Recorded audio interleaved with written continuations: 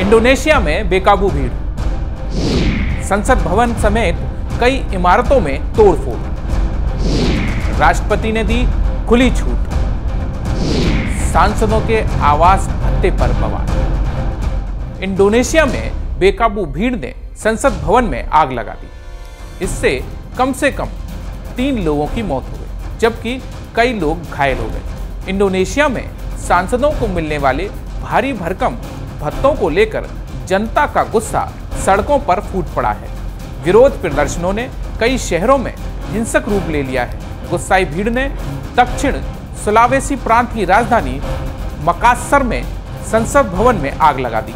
आपदा प्रबंधन के मुताबिक यहां से 3 शव बरामद किए गए हैं, जबकि इमारत से जान बचाकर कूदने के प्रयास में 5 लोग गंभीर रूप से घायल हो गए, जिन्हें अस्पताल में भर्ती कराया गया है। नमस्कार, न्यूज़ 18 के इस सोशल मीडिया प्लेटफॉर्म पर आपका स्वागत है। मैं हूं धीरज कुमार दुबे। इंडोनेशिया में सांसदों के आवास भत्ते की खबर पर चल रहे विरोध प्रदर्शनों ने हिंसक रूप ले लिया है और इंडोनेशिया के कई शहरों में जमकर प्रदर्शन हुआ है। इस दौरान बेकाबू भीड़ ने संसद भवन में आग लगा दी। साथ ही पुलिस मुख्यालय समेत कई सार्वजनिक स्थानों पर तोड़फोड़ की।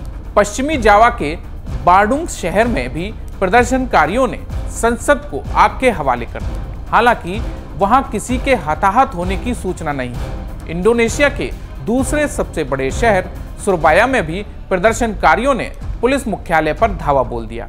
उन्होंने बाड़बंदी तोड़ी, वाहनों में आग लगाई और सरकारी संपत्तियों को नुकसान पहुंचाया।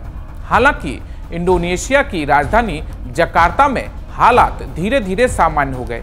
अधिकारियों ने जली हुई कारों, बस स्टेशनों और पुलिस कार्यालयों से मलबा हटा दिया है। जकार्ता से इस विरोध की शुरुआत सोमवार को ही थी, जो 5 दिनों में पूरे इंडोनेशिया में फैल गई। ये विरोध उस खबर की वजह से हुआ जिसमें दावा किया गया कि 580 सांसदों को उनके वेतन के अलावा प्रति माह 50 मिलियन इंडोनेशियाई रुपया यानी कि लगभग 3075 अमेरिकी डॉलर का आवास भत्ता मिल रहा है। यह भत्ता पिछले साल शुरू किया गया था और जकार्ता के न्यूनतम वेतन से करीब 10 गुना अधिक बताया गया है। आम लोगों का कहना है कि जब देश के बड़े हिस्से महंगाई, बेरोजगारी, आर्थिक असमानता से जूझ रहे हैं, तब नेताओं को इस तरह के भारी भत्ते देना अनुचित और अपमानजनक है। प्रदर्शनकारियों की मांग है कि सांसदों के भत्तों में कटौती की जाए, सरकारी खर्चों में पारदर्शिता लाई जाए और जनप्रतिनिधियों को जवाबदेह बनाया जाए। वैसे इंडोनेशिया में लोगों की आय दर बहुत ज्यादा नहीं है, लेकिन आवाम को दिक्कत सरकार की ओर से सांसदों के आवास भत्ते में इजाफा करने से है और लोग पहले से ही भ्रष्टाचार को लेकर सरकार से खफा हैं। महंगाई की बढ़ती दर के हिसाब से पिछड़े और गरीब इलाकों में तो आय बढ़ नहीं रही है। ऐसे में सरकारी खजाने से सांसदों के लिए पैसा निकलना जनता को कैसे हजम होगा।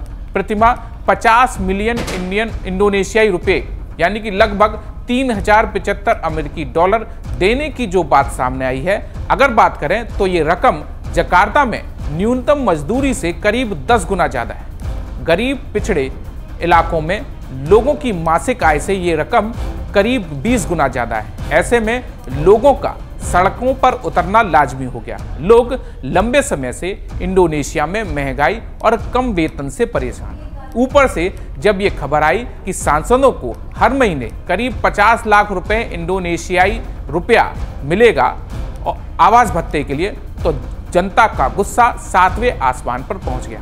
प्रदर्शनकारी समूह गेजायन मेमानगिल की ओर से मांग की जा रही है कि न्यूनतम वेतन को महंगाई दर के अनुसार बढ़ाया जाए। गुरुवार को यह प्रदर्शन उस वक्त उग्र हो गया था जब 21 साल के डिलीवरी बॉय अफान कुर्नियावन की मौत का वीडियो वायरल हो गया।